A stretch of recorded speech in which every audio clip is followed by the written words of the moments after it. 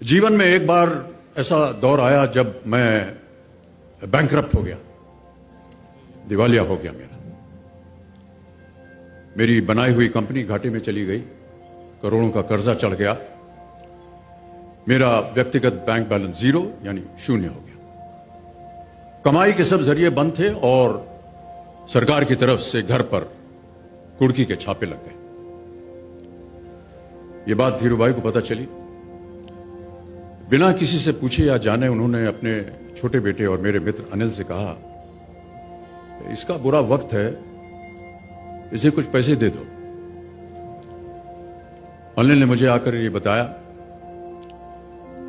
देवी और सज्जनों, जितना वो देना चाह रहे थे उससे मेरी सारी दुविधा और परेशानियां खत्म हो जाती।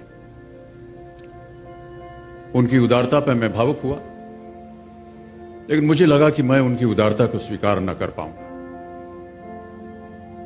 ईश्वर की कृपा रही और कुछ संकट के दिनों के बाद समा बदला, काम मिलना शुरू हुआ और धीरे धीरे मैं अपने सारे कर्जे उतार पाया।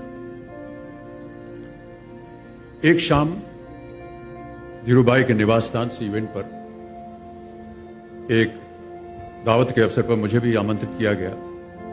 तो ऊपर लॉन में एक तरफ धीरूभाई एक बड़े से मेज पर अपने कुछ मित्रों, बड़े फाइनेंशियल और कॉर्पोरेट वर्ल्ड के दुनिया के दिग्गजों के साथ बैठे हुए बात कर रहे थे। मुझ पर नजर पड़ी तो मुझे बुलाया और कहा, यहां मेरे साथ बैठो।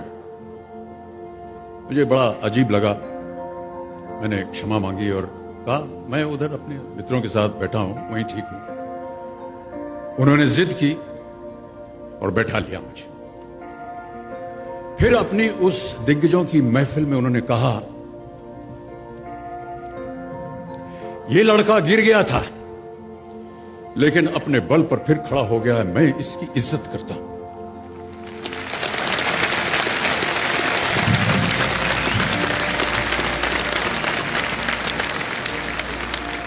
उनका ये व्यवहार और उनके वो शब्द मेरे लिए उस धनराशि से हजारों गुना ज्यादा मूल्यवान थे, जितना कि वे मुझे मेरी संकट से बाहर आने के लिए, देने के लिए तैयार थे। ये उनका व्यक्तित्व।